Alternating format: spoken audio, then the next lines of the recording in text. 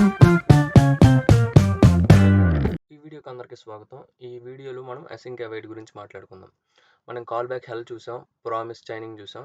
So ఆ రెండిటికంటే best way ఏంటంటే async await అనే సింటాక్స్ని యూస్ చేసి మనం మన ప్రామిసెస్ అన్నింటినీ లేదా అసింక్రోనస్ ఆపరేషన్ అన్నింటినీ సింక్రోనస్ ఆపరేషన్ లాగా లైన్ బై లైన్ అడ్జస్ట్ చేసుకునేలాగా అసింక్ అవైట్లో మనం చేయొచ్చు. సో అసింక్ అవైట్ అనే సింటాక్స్ మనం యూస్ చేసి అసింక్రోనస్ ఆపరేషన్స్ని సింక్రోనస్ ఆపరేషన్స్ లాగా మనం చేసుకోవచ్చు అనమాట. అప్పుడు కోడ్ రీడబిలిటీ ఈజీగా ఉంటుంది. కాకపోతే అసింక్ అవైట్లో ఏంటంటే అసింక్ అనే కీవర్డ్ని మనం వాడాలి. ఏ ఫంక్షన్కి అయితే ఏ ఫంక్షన్లో అయితే మనం ఈ ప్రామిసెస్ వాడుతున్నామో అందులో అసింక్ వాడాలి. సో అదేవిధంగా అవైట్ కీవర్డ్ని మనం ప్రామిస్ ముందు వాడాలి. ఈ అవైట్ కీవర్డ్ ఏం చేస్తుందంటే ఎగ్జిక్యూషన్ని పాజ్ చేస్తుంది. ప్రామిస్ అనేది రిజాల్వ్ అయ్యిందా, రిజెక్ట్ అయ్యిందా అనేంత వరకు కూడా ఎగ్జిక్యూషన్ని పాజ్ చేస్తుంది. ఓకేనా. మనకి చైనింగ్లో ఏమవుతుంది అంటే ప్లేస్ హోల్డర్ని పెట్టి వెళ్ళిపోతుంది. ఇందులో ప్లేస్ హోల్డర్ పెట్టి వెళ్ళిపోదు, పని అయ్యేంత వరకు అక్కడే ఉంటుంది. ఓకేనా. సో సేమ్ నేను దీనికి కూడా నోట్స్ ఇచ్చాను. ఓకే, మీరు చదువుకోవచ్చు. ఇప్పుడు సేమ్ ఎగ్జాంపుల్ మళ్ళీ మనం తీసుకుందాం. ఓకేనా. ఇప్పుడు మన అసింక్ మనమే రాయాలనుకోండి ఒక ప్రామిస్ ఫంక్షన్ని అసింక్ అవైట్లో ఇలా రాసుకోవచ్చు. న్యూ ప్రామిస్ రిజల్ట్ అని. ఓకేనా, ఇలా కాల్ చేసుకోవచ్చు. ఓకేనా. ఒక ప్రాక్టికల్ ఎగ్జాంపుల్ చూద్దాం ఫైల్ సిస్టమ్ ఆపరేషన్స్తో. సేమ్ ఎగ్జాంపుల్ ఎందుకు ఇచ్చానంటే కన్ఫ్యూజ్ అవ్వకుండా ఉండడం కోసం సేమ్ ఎగ్జాంపుల్ నేను మళ్ళీ రిపీట్ చేశాను. ఓకేనా. ఇదే ఎగ్జాంపుల్ కాల్ బ్యాక్లో ఎలా ఉంది, చైనింగ్లో ఎలా ఉంది, అసింక్ అవైట్లో ఎలా ఉంది అనేది మీకు ప్రాపర్ డిఫరెన్షియేషన్ తెలియడం కోసం సేమ్ ఎగ్జాంపుల్ నేను ఇచ్చాను అనమాట. చూడండి, అసింక్ ఫంక్షన్ సేమ్ మనము 3 ఫైల్స్ ఇక్కడ చూడండి.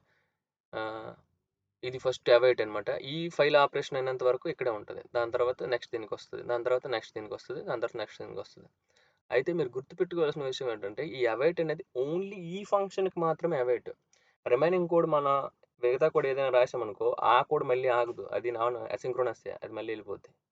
ఓకేనా. సో ఇది థియరీ, మనం ప్రాక్టికల్గా ఎగ్జిక్యూట్ చేసి చూపిస్తాను మీకు. ఓకే, సేమ్ కోడ్ అని నేను జస్ట్ లాగ్స్ రాసాను ఎగ్జిక్యూషన్లో మనకి క్లియర్గా కనిపించడం కోసం. 1 minute. డేటా 2, డేటా 1, డేటా 2, ఇక్కడ అన్ని డేటాస్ ప్రింట్ చేస్తున్నాను. Okay fine.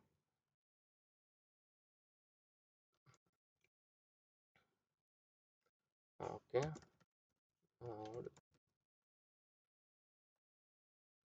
Sync await. Okay, so నేను డీబగ్గింగ్ టెర్మినల్లో ఉన్నాను. మీరు అబ్జర్వ్ చేయండి ప్రతిసారి డీబగ్గింగ్ టెర్మినల్లో ఉన్నాం. నోడ్ సేమ్ ఫైల్ ఈ ఈ ఫోల్డర్లో మనం ఉన్నాం. ఇక్కడ కూడా చూడండి సేమ్ ఫోల్డర్లో ఉన్నాను.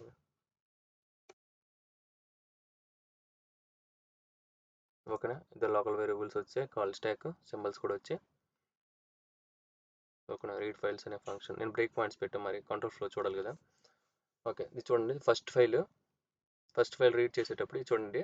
మనకి చైనింగ్లో మీరు అబ్జర్వ్ చేసినట్లయితే ఇంతకు ముందు వీడియో మనకి ప్లేస్ ఆర్డర్ పెట్టేసి అది వెళ్ళిపోద్ది ముందుకి.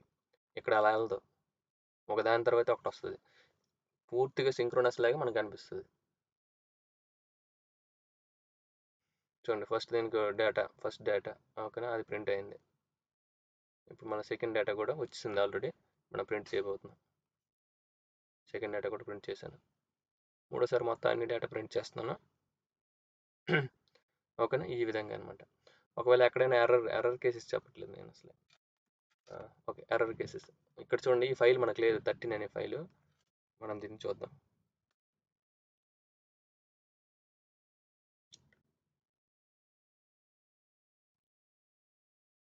చూడండి మనకి ఇక్కడ పెట్టాం కదా 13 అనే ఫైల్ మన దగ్గర లేదండి. ఫైల్ 1, ఫైల్ 2, ఫైల్ 3 మాత్రమే ఉన్నాయి. చూడండి డైరెక్ట్ ఎర్రర్లోకి వచ్చింది. ఇదే మనకి ప్రామిసెస్ అయితే ఏమవుతుంది, ఫస్ట్ అన్నిటికీ ప్లేస్ హోల్డర్ పెట్టి దాని తర్వాత అది ఫెయిల్ ఎగ్జిక్యూషన్ అనేది తెలుస్తుంది. దాని మీద ఇది కొంచెం స్పీడ్గానే మరి అవుతుంది కదా.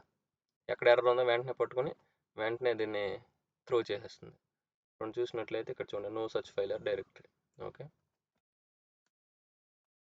సో ఇదండి అసింక్ అవైట్. మనం రియల్ టైంలో వాడేది ఎక్కువ అసింక్ అవైట్. వెరీ తక్కువ కేసులో మనం ప్రామిసెస్ వాడతాము. కాల్ బ్యాక్స్ అనేవి ప్రస్తుతానికి అంత ఎక్కువ వాడట్లేదు. ఓకేనా.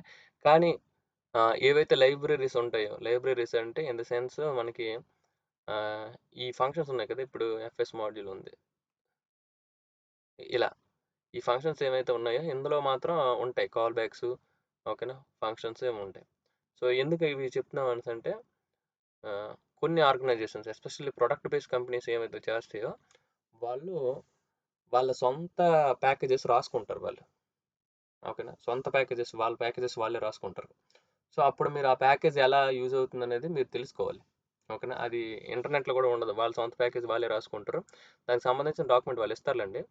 బట్ మీరు ఇలా గో టు డెఫినేషన్ కొడితే ఆ ఫంక్షన్ తో డీటెయిల్స్ అన్నీ మీకు వస్తాయి ఇలా. ఓకేనా, అక్కడ మాత్రం కాల్ బ్యాక్స్ ప్రామిసెస్ వాళ్ళు వాడతారు. సో మీరు అన్నిటి గురించి తెలుసుకోవడం చాలా ఇంపార్టెంట్. ఓకేనండి, thank you for watching. That is for this is for this video. Next వీడియోలో మళ్ళీ కలుద్దాం.